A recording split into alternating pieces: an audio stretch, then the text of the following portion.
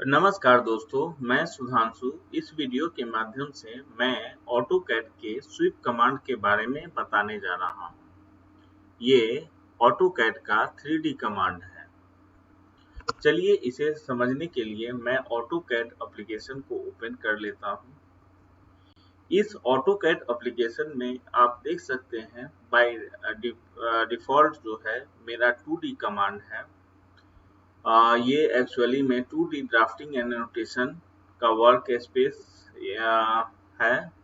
मैं यहाँ 3D modelling वाला वर्क स्पेस ओपन कर लेता हूँ, जिसमें वो मुझे स्वीप कमांड मुझे दिखेगा और मैं आपको बता सकूँगा। यहाँ पर वर्क स्पेस स्विचिंग है। इसके वर्क स्पेस स्विचिंग में इन्वर्टेड ट्रायंगल पर आपको क्लिक करनी है। आप देख सकते हैं ड्राफ्टिंग एनोटेशन यहाँ से सिलेक्ट है। आपको 3D मॉडलिंग को सिलेक्ट करना है। मैंने 3D मॉडलिंग को सिलेक्ट कर लिया। यहाँ पर आप मॉडलिंग के अंदर यदि देखते हैं तो आपको एक्सट्रूड कमांड मिलेगा। उसके नीचे फिर से आप एक इन्वर्टेड ट्रायंगल को देखेंगे। उस पर यदि क्लिक करते हैं, आपका चौथा ऑप्शन जो है स्वीप का ऑप्शन आता है। तो फिलहाल इस स्वीप को यूज करने से पहले मैं कुछ ऑब्जेक्ट ड्रॉ करना चाहूँगा, जिसमें कि मैं स्वीप का यूज करूँगा। तो सबसे पहले मैं आप चाहें तो कोई भी शेप खींच सकते हैं। ट्रायंगल, रेक्टेंगल, इलिप्स या मतलब किसी भी शेप को खींच सकते हैं। मैं यहाँ फिलहाल एक सिंपल सर्किल ड्रॉ करता हूँ, जो कि हर जगह जो है स्वीप होना है। अब मैं इसे कॉपी कर लेता हूँ। मैंने कॉपी यहाँ इसलिए कर रहा हूँ कि एक बार यदि आप इसका यूज कर लेंगे तो ये आपका खत्म हो जाएगा और दोबारा में मैं दोबारा सर्किल दूसरा सर्किल का यूज करूँगा। तो इसलिए मैं यहाँ सर्किल कॉपी कर लेता हूँ ज़्यादा संख्या में, ताकि मुझे आपको ऑप्शन बताने समय दिक्कत ना हो। तो चलिए, मेरे पास ये काफ़ी नंबर मैंने कॉपी कर लिया है। मैं क्या करूँगा, अब पाथ के लिए कुछ 2D ऑब्जेक्ट को ड्रॉ करूँगा। पहले मैं क्या करता हूँ, एक लाइन को ड्रॉ कर लेता हूँ।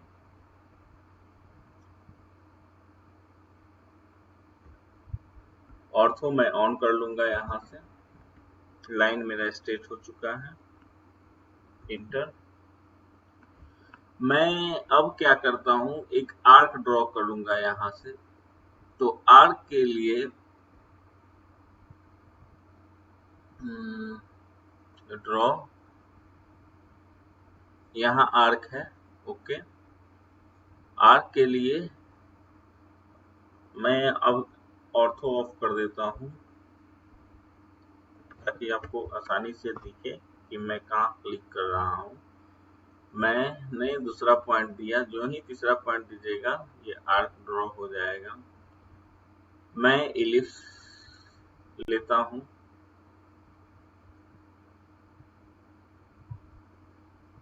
एक एक्सिस मैंने सिलेक्ट किया, ये दूसरा एक्सिस मैं सिलेक्ट कर रहा हूँ। मैं एक रेक्टेंगल लूंगा।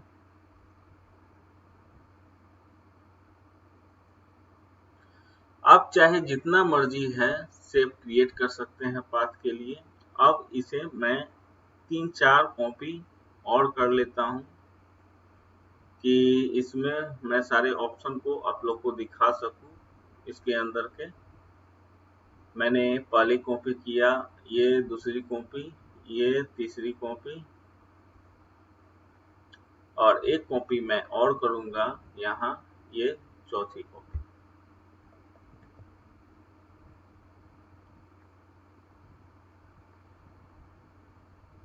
अब मैं इन पर स्वीप कमांड का यूज करने जा रहा हूँ। तो चलिए कैसे स्वीप कमांड का यूज करते हैं। सबसे पहले मैं स्वीप कमांड सिलेक्ट कर लेता हूँ। आप देख सकते हैं चौथे नंबर पर मैं यहाँ क्लिक कर रहा हूँ। ये ऑब्जेक्ट सिलेक्ट करने के लिए कह रहा है। बाय डिफॉल्ट ये ऑब्जेक्ट सिलेक्ट करने के लिए कहेगा। आप मोड के अंदर यदि देखते हैं तो मोड के अंदर आपको सॉलिड, सरफेस दो चीज मिलता है। तो बाय डिफॉल्ट सॉलिड होता है और सरफेस का अलग प्रॉपर्टी है जिसमें केवल सरफेस ही क्रिएट होगा। तो चलिए फिलहाल मैं सॉलिड सिलेक्ट करता हूँ। तो सॉलिड मैंने सिलेक्ट कर लिया। ऑब्जेक्ट टू स्वीप, किस ऑब्जेक्ट को स्वीप करना है वो हमको देखनी है। मान लिया जाए मैंने इस ऑब्जेक्ट को सिलेक्ट किया। सिलेक्ट करने में लेफ्ट क्लिक आपको आ, करके जो है इसको सिलेक्ट करना है और इंटर करना है। लेफ्ट क्लिक करके पिक करना है, इसको इंटर मैंने किया, ऑब्जेक्ट मेरा सिलेक्ट हो गया। अब बाय डिफॉल्ट ये पाथ मांग रहा है और पाथ के अलावा आपको ये सारी ऑप्शन है, अलाइनमेंट है, बेस पॉइंट है, ट्विस्ट है। तो फिलहाल जो है मैं पाथ के अलोंग इसे मतलब स्वीप करना चाहता हूँ। तो मैंने इस पाथ को सिलेक्ट किया। आप ये देख सकते हैं इस पाथ के अलोंग ये 3D ऑब्जेक्ट क्रिएट किया। इसे देखने के लिए मैं आइसोमेट्रिक व्यू पर जाता हूँ। आप यहाँ देख सकते हैं इसने ये सिलेंडर बना लिया, लेकिन आपको ये चूंकि 2D वायर फ्रेम में है तो आपको नहीं दिख रहा होगा ये 2D वायर फ्रेम में। तो मैं इसका कंसेप्चुअल व्यू में जाता हूँ। तो अब आप देख सकते हैं ये सॉलिड सिलेंडर बन चुका है। अगेन मैं फिर से जो है स्वीप कमांड का यूज करता हूँ। ऑब्जेक्ट जिसको स्वीप कराना है, मोड बाय डिफॉल्ट जो होता है वो सॉलिड होता है। तो इसलिए मैं मोड को आप ना सिलेक्ट करें अगर सॉलिड लेना है तो। अगर सरफेस क्रिएट करना है तो मोड को सिलेक्ट करके आप सरफेस कर सकते हैं। फिलहाल मैं मोड को नहीं सिलेक्ट कर रहा हूँ, डायरेक्ट मैं ऑब्जेक्ट टू स्वीप मैंने ऑब्जेक्ट सिलेक्ट किया लेकिन इंटर नहीं किया है, इसलिए ये मैसेज सेम दे रहा है। मैं इंटर करता हूँ। अब सिलेक्ट स्वीप पाथ, अब जिस पाथ के अलोंग इसे स्वीप करना है वो पाथ मैं सिलेक्ट करता हूँ। आप देख सकते हैं यहाँ ऑब्जेक्ट क्रिएट हो गया। फिर वापस मैं इसे रिपीट करता हूँ। ऑब्जेक्ट, इस ऑब्जेक्ट को सिलेक्ट किया, सिलेक्ट करने के क्रम में लेफ्ट क्लिक और इंटर, ऑब्जेक्ट सिलेक्ट हो गया। पाथ को मैंने सिलेक्ट किया, आप देख सकते हैं। फिर अब इसमें मैं यूज करूंगा रिपीट स्वीप, सिलेक्ट किया। अब इसमें आपको इसको सिलेक्ट करके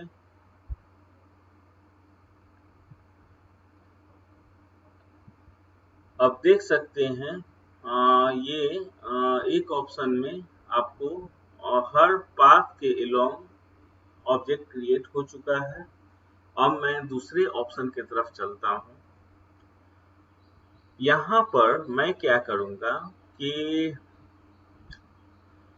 अब देखिए मैंने स्वीप सिलेक्ट किया, मोड के अंदर जाके अब मैं सरफेस को सिलेक्ट करता हूँ।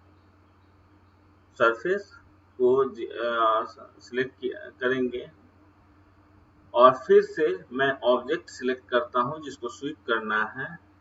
उसके बाद लेफ्ट क्लिक करके आपको इंटर करनी है। मैं इंटर कर दिया यहाँ।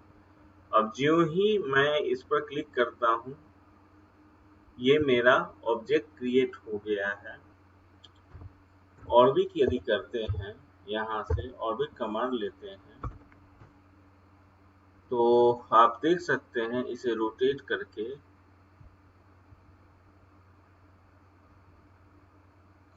ये हॉलो सिलेंडर आपको ये शो करेगा। हॉलो टाइप का सिलेंडर, ये सॉलिड है और ये हॉलो है। तो आप यहाँ देख सकते हैं ये हॉलो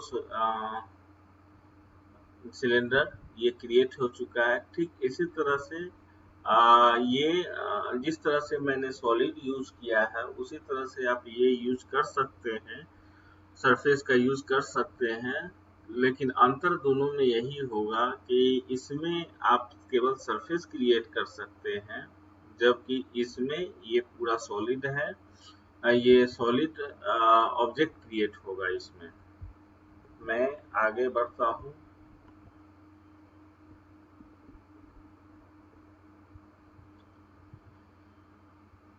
अगला ऑप्शन में मैंने स्वीप लिया। फिर जो है ऑब्जेक्ट जिसको स्वीप करना है मैंने उसको सिलेक्ट किया, मैंने इंटर किया यहाँ।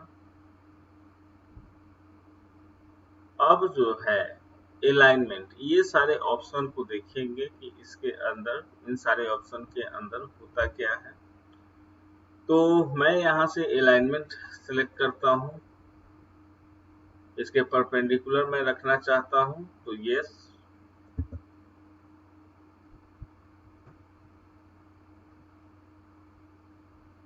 पाथ को मैं सिलेक्ट करूंगा। आप देख सकते हैं यहाँ। फिर स्वीप को रिपीट करूंगा। ऑब्जेक्ट सिलेक्ट करने के क्रम में लेफ्ट क्लिक, इंटर,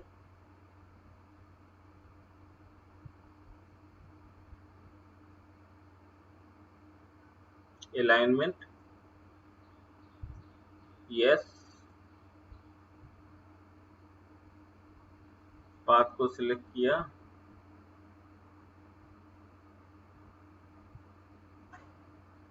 फिर से रिपीट, लेफ्ट क्लिक और इंटर, अलाइनमेंट, परपेंडिकुलर, हाँ इसके परपेंडिकुलर चाहिए, सिलेक्ट कर लिया। अब इसमें हम जो है क्या करते हैं, व्यू को चेंज करते हैं और इसके 2D वायर फ्रेम व्यू को देखते हैं क्या दोनों में चेंजेस है। आप यहाँ देख सकते हैं ये दोनों में चेंजेस है। खासकर आपको इस वाले ड्राइंग और इस वाले ड्राइंग में चेंजेस नहीं मिलेगी, लेकिन आप ये देख सकते हैं कि इस ड्राइंग में आपको चेंजेस मिल रही है और अलाइनमेंट के अलोंग आपकी ज़्यादा एक्यूरेसी होगी। आप यहाँ देख सकते हैं इसके अलोंग जो है डिफरेंट डिफरेंट क्रॉस सेक्शन में सर्किल है, जो हर एक पाथ पर, हर एक मतलब कि छोटे छोटे डिस्टेंस पर इसको इस कर्व को स्ट्रेट कर रहा है इसे। तो इसके अलाइनमेंट को ये ज़्यादा एक्यूरेट कर रहा है। तो इन दोनों में के बीच में आप ये डिफरेंस देख सकते हैं। फिर से मैं जो हूँ कंसेप्चुअल व्यू में जाता हूँ। अगले ऑप्शन को मैं देखता हूँ जरा। ऑब्जेक्ट को मैं सिलेक्ट करूंगा, जिसको स्वीप करना है मैं इंटर करूंगा। बेस पॉइंट, इसमें मैं बेस पॉइंट को सिलेक्ट करूंगा। मान लिया जाए मैंने बेस पॉइंट इस सर्किल का सिलेक्ट किया, मैं पाथ को सिलेक्ट करूंगा। इस पाथ को सिलेक्ट किया, इसमें कोई चेंजेज नहीं आया। फिर से मैं स्विफ्ट कमांड दूंगा,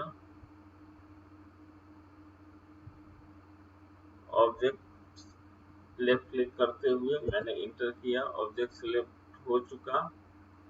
यहाँ से बेस पॉइंट मैं लूंगा,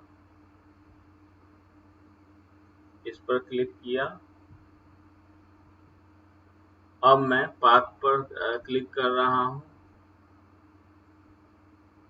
इसमें भी वो चेंजेस नहीं आया। फिर से रिपीट, ऑब्जेक्ट जिसको स्विप करना है, मैंने ऑब्जेक्ट को सिलेक्ट किया, इंटर किया। मैंने बेस पॉइंट को सिलेक्ट किया, मैंने इसे सिलेक्ट किया बेस पॉइंट में, इंटर। मैं फिर से इसे सिलेक्ट करूंगा, रिपीट स्विप, ऑब्जेक्ट को सिलेक्ट किया।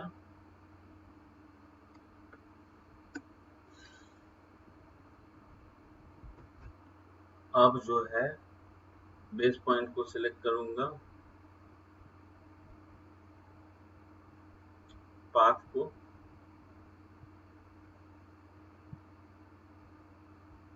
आप देख सकते हैं इसमें कोई चेंजेस नहीं आया।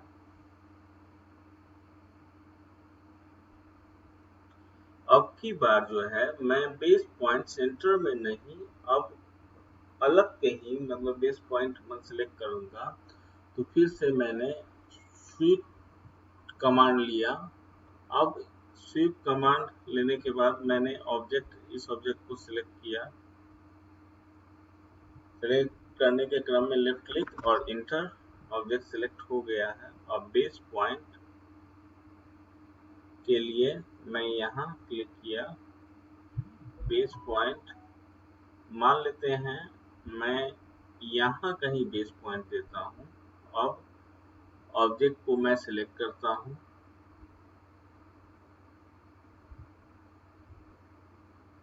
आप देख सकते हैं ये बेस पॉइंट के वजह से आप देख सकते हैं इस ड्राइंग और इस ड्राइंग में ये अंतर हो चुका है। फिर से मैं बेस पॉइंट का यूज करूंगा। तो चलिए, मैंने स्वीप लिया, इस ऑब्जेक्ट को सिलेक्ट किया, सिलेक्ट करने के क्रम में लेफ्ट क्लिक और इंटर, ऑब्जेक्ट सिलेक्ट हो चुका है। अब बेस पॉइंट मैं सिलेक्ट कर रहा हूँ, बेस पॉइंट आप देख सकते हैं सर्किल के अलोंग कोई मेरा पॉइंट नजर दिख नहीं रहा है, तो इट मीन्स शायद स्नैप मेरा ऑफ हो। मैं यहाँ से स्नैप ऑन करने की कोशिश कर रहा हूँ, ऑब्जेक्ट स्नैप।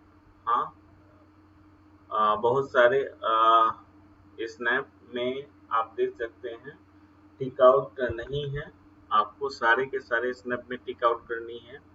तो मैंने सेलेक्ट ऑल कर रहा हूँ। अब देखिए सारे में टिक आउट आ चुके हैं। ओके, अब बेस पॉइंट मुझे सिलेक्ट करनी है। अब यहाँ अब मैं सेंटर पर नहीं जाकर इसके सरकमफ्रेंस में कहीं एक बेस पॉइंट क्रिएट करता हूँ। मैंने बेस पॉइंट क्रिएट किया। अब पाथ को मुझे सिलेक्ट करनी है। मान लिया जाए मैं इस पाथ को सिलेक्ट करता हूँ,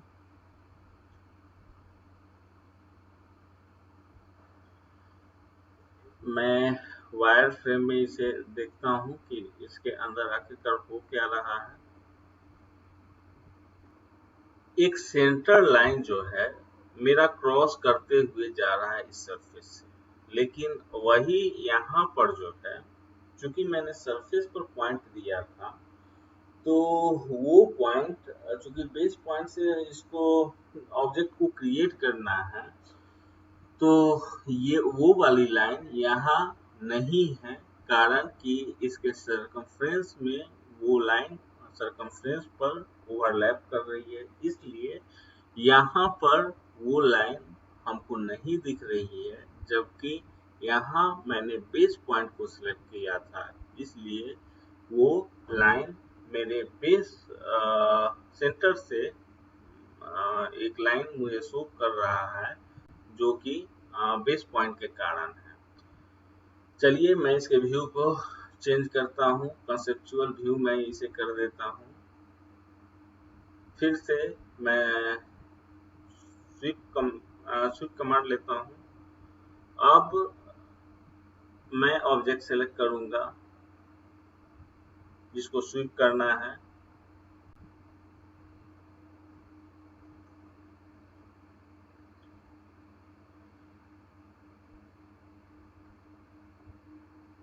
select object to sweep, object को सिलेक्ट करने के क्रम में लेफ्ट क्लिक, अब इंटर मैंने कर दिया।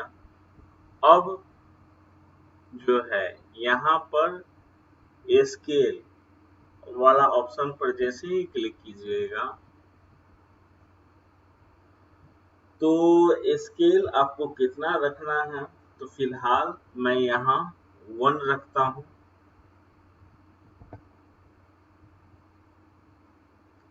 इंटर। अब फिर से जो है मुझे पाथ सिलेक्ट करने के लिए कह रहा है, मैं पाथ सिलेक्ट कर लेता हूँ। आप देख सकते हैं ये मेरा ड्रॉ हो चुका है। फिर से मैं स्वीप कमांड लूंगा।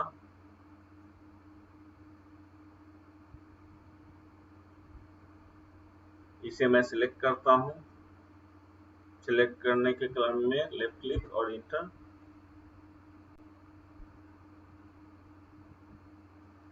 मैं स्केल फिर से यूज करूंगा। अब की बार यहाँ मैं 2 डाल देता हूँ। मैंने इसे सिलेक्ट किया, इस आर्क को। मैंने जानबूझ के दोनों टाइम में आर्क ही सिलेक्ट किया, ये देखने के लिए कि दोनों में अंतर क्या रहा। इसमें मैंने स्केल 1 डाला था, तो इसमें देख सकते हैं इसका पहला वाला एरिया और ये वाला एरिया इक्वल है, जबकि इस केस में मैंने स्केल 2 डाला था, तो आप देख सकते हैं इस एरिया से ये वाला एरिया डबल हो गया। यहाँ पर आप अगर कंपेयर करेंगे तो ये वाला क्रॉस सेक्शन और ये वाला क्रॉस सेक्शन आपको बराबर मतलब होगा, जबकि यही ये वाला क्रॉस सेक्शन जस्ट इसका डबल होगा। ओके। अब आगे अगला ऑप्शन मैं देखता हूँ।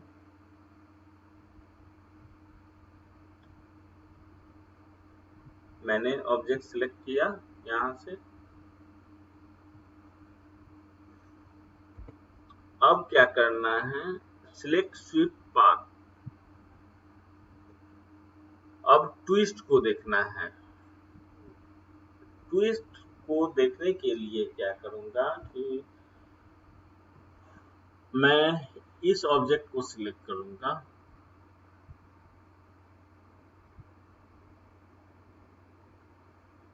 यहाँ पर माफ कीजिएगा, मैंने ट्विस्ट नहीं सिलेक्ट किया था। मैं फिर से जो है स्वीप कमांड लेता हूँ। अब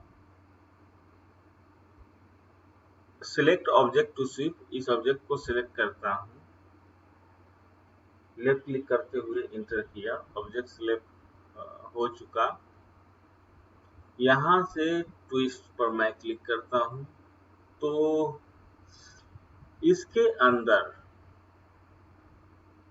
आपको जाने से कोई मतलब नहीं है, ये करके बताता हूँ क्यों नहीं मतलब है। यदि मैं यहाँ 1000 भी यदि कर दूं और इंटर कर दूं और फिर मैं पाथ सिलेक्ट करता हूँ, तो आप देख सकते हैं इसके ड्राइंग में कोई चेंजेस नहीं आया। ये आप किसी भी संख्या में अगर उसको ट्विस्ट करके मतलब दे सकते हैं, ये इसमें कोई चेंजेस नहीं आया। तो ट्विस्ट करने का यहाँ कोई मायने मतलब मुझे नहीं लगता है। तो आशा करता हूँ इस वीडियो के माध्यम से आप लोग को स्वीप कमांड, जो कि ऑटोकैड का 3D कमांड है, वो समझ में आ गया होगा। Thank you.